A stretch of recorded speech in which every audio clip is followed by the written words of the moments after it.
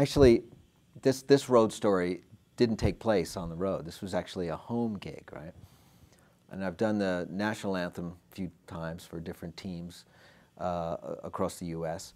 And I was invited to play before an A's game in Oakland.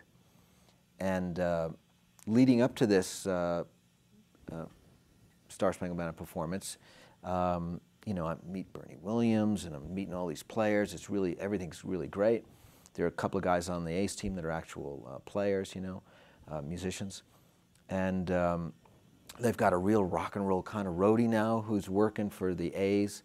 And so he's making me feel like, man, all you do is put your amp there. I've done this a million times. And then you look at me, I'll give you the signal. I say, go, Joe. And then you just rip into it. And a lot of people don't know, you know, you're in front of 90,000 people in the stadium, but you're actually just looking at maybe 10,000 people, because you're right. They don't put you in the middle of the field like a football game. You're just barely on the field, so you're looking at a captive audience, right? So I'm sitting there waiting, you know, waiting, and all of a sudden he goes, "Go, Joe!" Right? So I launch into the Star Spangled Banner, and I'm thinking, I think I'll take some liberties this time, and I'm doing a little Hendrix in there, and then, you know, I go, and then I hear, "Now rise for the national anthem."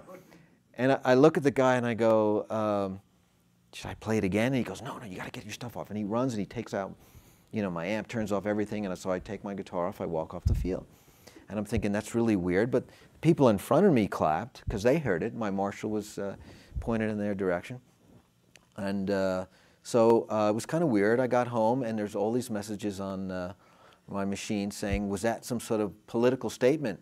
They announced your name, that you're going to play the national anthem, and we saw you on the big string. Take your guitar off and walk off the field.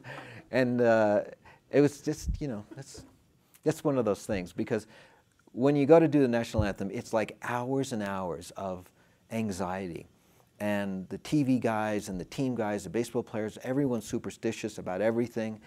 And they 58 seconds, right? No, don't play for 59 seconds. Play for.